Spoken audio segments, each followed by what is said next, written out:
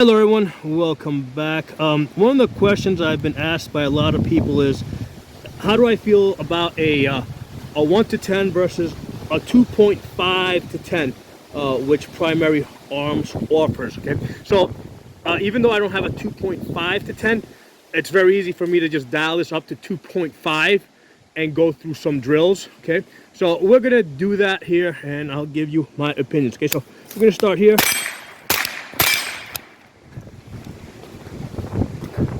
Trying to keep the camera up here so you guys aren't looking at the ground.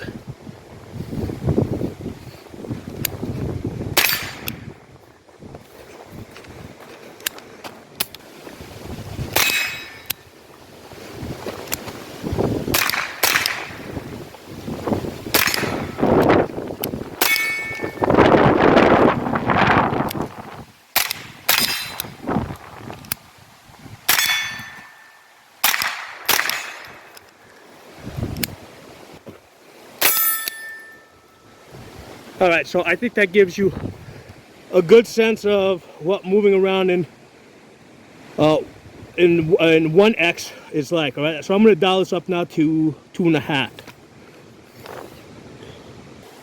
All right, so we're starting off in 2.5x here.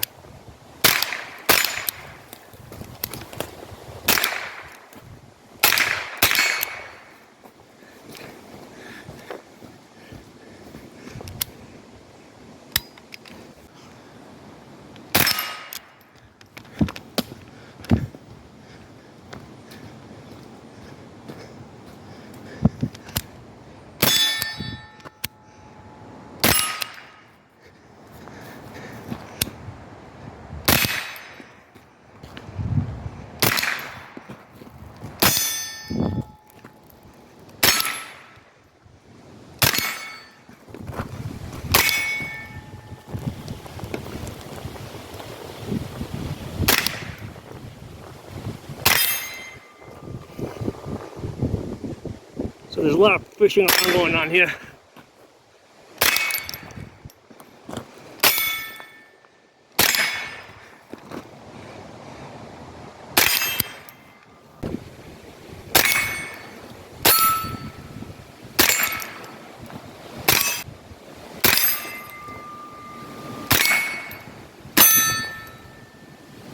All right, let's go back to 2x.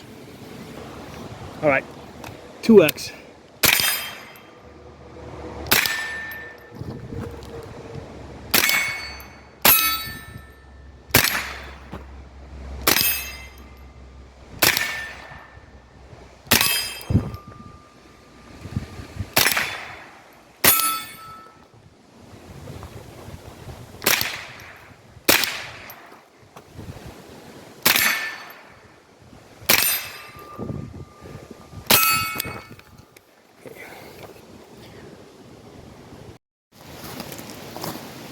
All right, everyone, so you saw me doing a 1x comparison to a 2.5x comparison, okay? So the issue that I found is, like, in 1x, okay, I can be in the glass and I can do like target to target transition while staying in the glass without losing my place, okay? On this Primary Arms 1 to 10 by 24 GLX scope, the scope ring that you see is like really thin, okay? So when I look in there, it's like the ring almost disappears as I move back and forth between targets, okay? Now when I go up to 2.5x, okay, what I found, right, and I've done this before, is once I get in the glass and I try to stay in the glass and make my target to target transitions, what I end up doing is most of the time I end up going past the target and I have to come back to it, or if I try to compensate for that, I'll come up short on the target.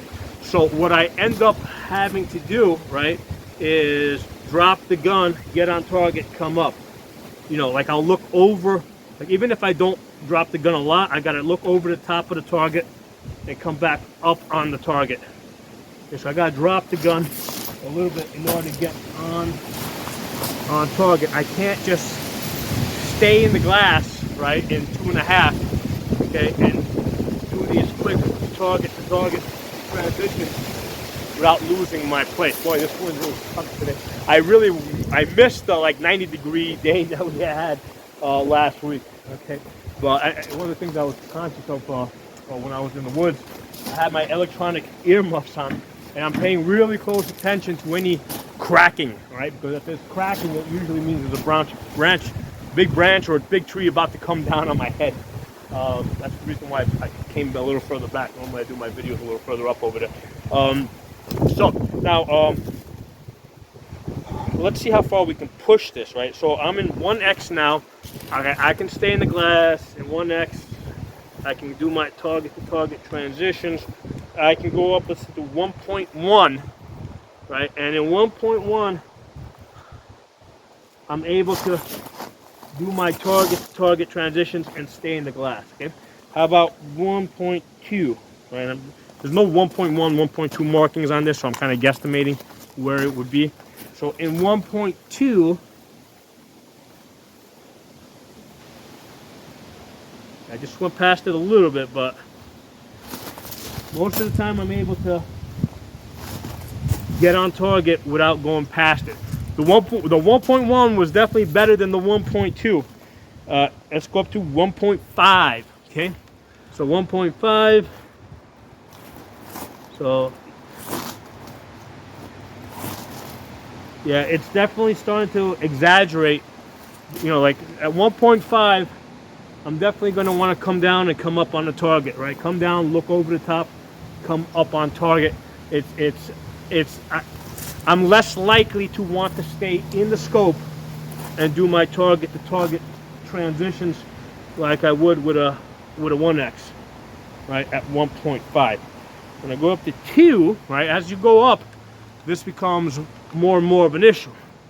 So at 2, yeah, I'm definitely like coming up or going past the target or coming up short on the target. 2.5, right? Definitely, yeah, way past it there. Yeah, so I definitely don't want to do that in 2.5. So there's a compromise you got to make. The compromise is you can't stay in the scope as you do your target to target transitions. You have to come down, look at it, come up, look down, you know, look over the top, come up. Okay. So basically, it just takes away that option. Now, even if you're in 1x, right? I mean, you may, you know, the way you train, the way you work, you might do that anyway, right? Where you're here, you're searching over the top, and then you come up on target. But it's definitely, like even in 1x, this is, even if I'm coming over the top, that's definitely easier, right? If I stay in the scope, you know, it's seamless. Okay. So that's what you're giving up if you choose to go from to get a 2.5 to 10 versus a 1 to 10. Okay. You know, as you do quick target to target transitions and you stay in the scope, you're going to lose your place. You're going to go past the target, or you're going to come up short on the target. You're not going to see this if you only shoot on a 2-dimensional range where you're only shooting in one direction. You can only point the gun in one direction. You're going to see this if you can get into an area where you can shoot 360 degrees like I was doing earlier, and you're trying to do target to target transitions. That's when you're going to really notice it. Now, in my opinion, if you got an LPVO on your scope, right, you primarily want to use this scope for distance shooting, right? Because nothing's going to beat a red dot for CQB distance, okay? So for most cases, I prefer the red dot, right? Especially like a big open reflex, like the 510 Holosun 510C. That's like my #1 go-to, right? With a magnifier behind it, that's easy to remove. So if I need the magnification, I put it on at night. I can just completely remove the magnifier.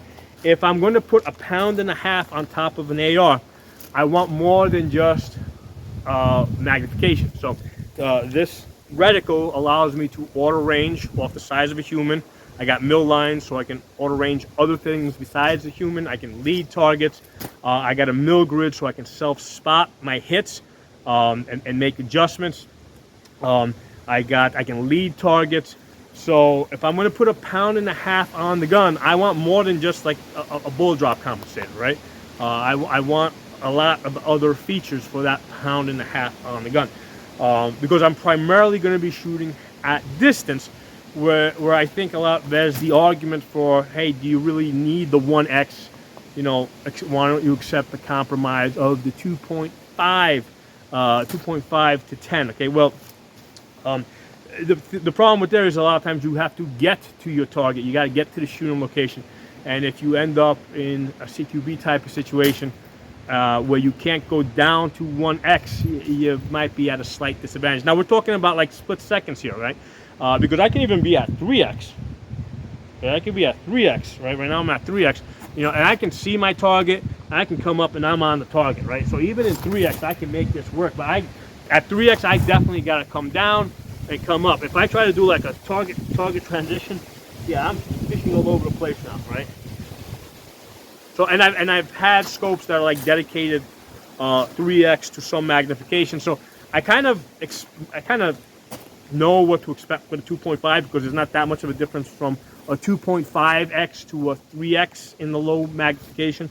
So that's how I kind of know that, since I know what a let's say like a 3 to 9 is, and I can see that when I dial this 1 to 10 to the 3 position, yeah, it works. In you know, 3x is 3x, all right? So here, you know, it's exactly like my 3 to 9 scopes. You know, I'm gonna do a target transition. Now there's a technique that you can use where you use your left eye to stay on the target, right, and then your right eye just sees the reticle, and it works, but it'll definitely slow you down. There's nothing that's going to be faster. Well, there's nothing going to be faster than a red dot, but there's nothing that's going to be faster besides a red dot than being in a true 1x, right, and being able to do your target transitions. Okay, so now let's talk about some of the things that we're giving up here. Okay, so we got a true 1x here, but even if you have like a 1.1, that's not bad. That'll work. Okay, 1.2, I can kind of, it'll work. It's just definitely noticeable. 1.2, but 1.2 will work. But 1 is ideal. Okay, and this is a GLX scope, so it's pretty close to a true 1x. Okay? So what are we giving up? The main thing that we're giving up is that we don't have a parallax adjustment, okay, which allows us to focus at different distances, which just allows us to put the reticle and the target on the same plane, so that if we move our head side to side, all right, there's, you know, basically the reticle, there's no shift, all right. So my thought on that, okay, is that when you have a on an LPVO, I don't like a parallax adjustment. The reason is because I have scopes that do have a parallax adjustment, and it's a two-step process, right? Because at every distance, right, you got to adjust magnifier and adjust the parallax. Okay, now even if you stay with the same magnification, right, and you change distances, you still got to adjust the parallax. Okay, or even, you know, so I just find myself having to do twice the work with having to adjust both the magnifier and the parallax. And even if I'm just going to a different distance in the same magnification, I still got to adjust parallax. So you know, one of the benefits of the LPVO, it's like with these primary arms, it's set to 100 yards, which means that inside of 100 yards, yes, you're definitely giving up something there. Like if I look at a target over there that's, let's say at 10 yards, right? It's actually even closer. It's probably about 7 yards, and I come up in 1x. I mean, I definitely don't have that clear focus of the bullseye. It's definitely a little bit blurrier, but at 10x, the target's pretty close. I mean, I may not be able to see a crystal clear bullseye, but you can definitely make out somebody's face at 10 yards with the, you know, in 1x, even though it's parallax for 100 yards. So inside of 100 yards, the parallax is good enough, okay? And, you know, past 100 yards, it's also good enough, okay? Now, if you need to, I mean, one of the things that we're giving up with the 1 to 10 is it's a really tight eye box. So if I'm in 10x, okay, I go all the way up to 10x, okay, basically if my head's not in the perfect position, I'm going to see scope shadow, okay?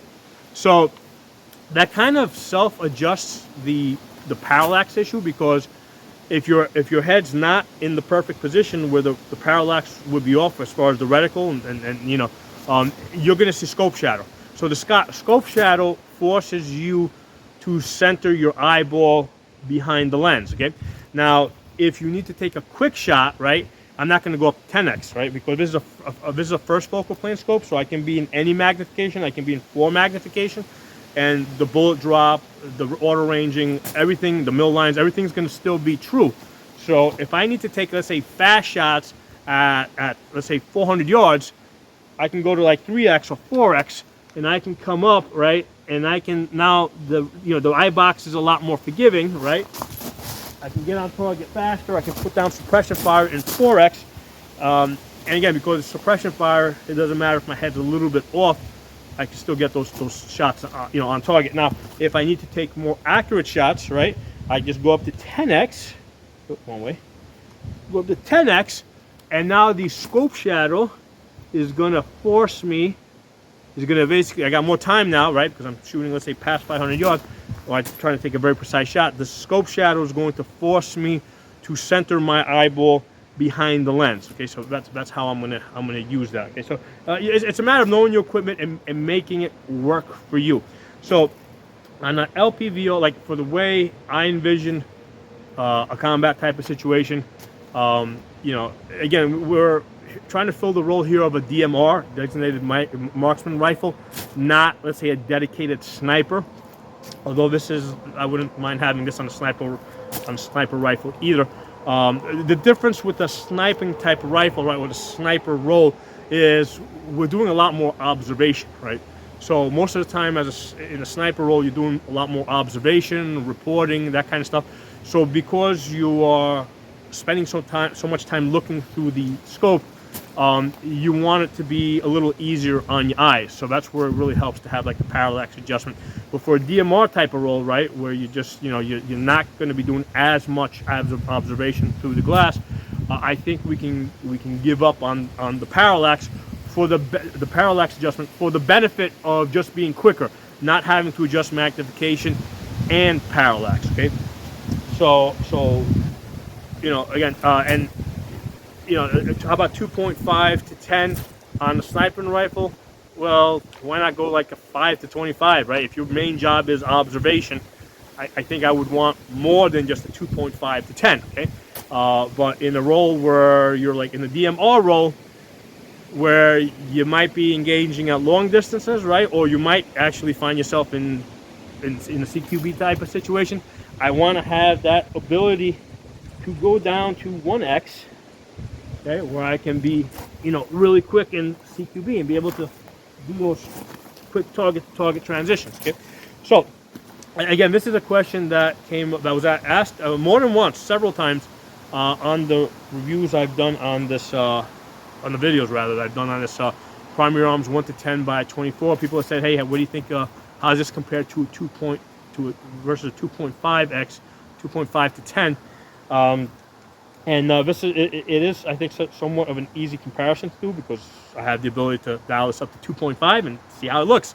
I definitely think that a 1 to 10 is better for the way I think I would be using this rifle. Okay.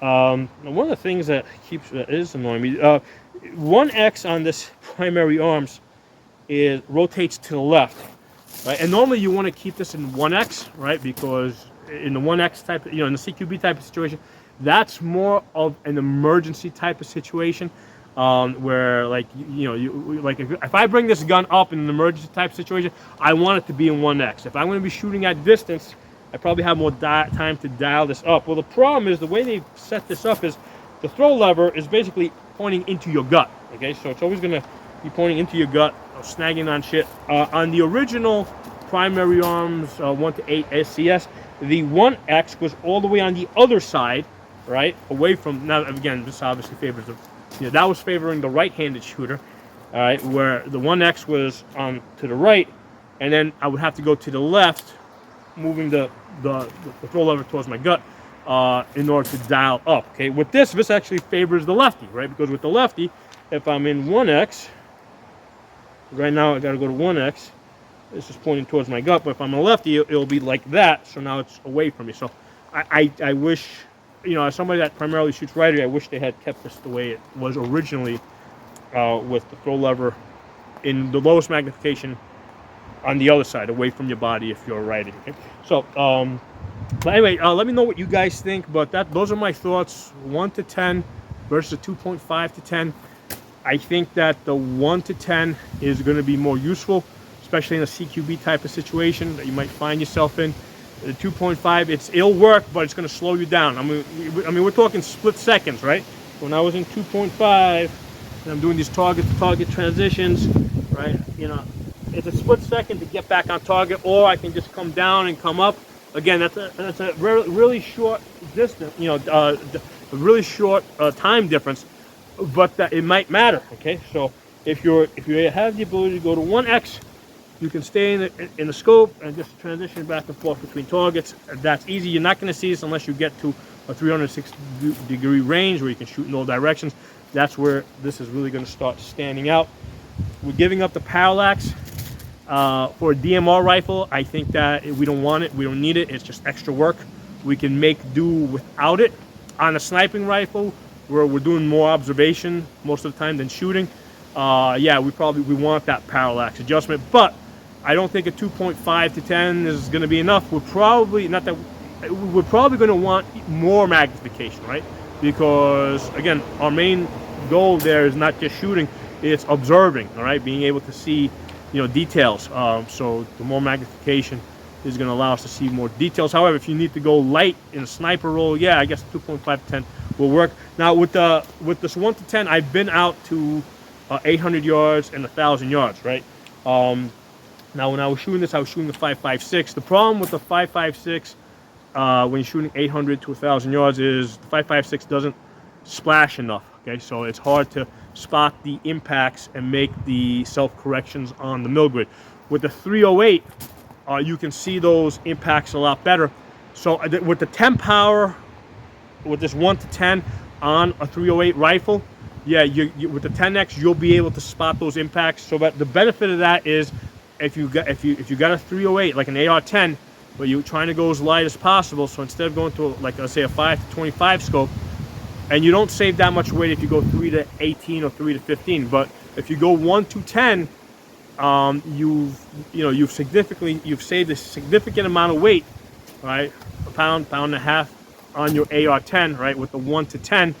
And now you've also saved weight because now you don't need to put a red dot on top of the rifle. And this saves me the extra weight and cost of having to put a red dot on top of this. Okay, so that's the reason why I like this 1 to 10. But anyway, you guys let me know what you guys think. I'll talk to you all soon.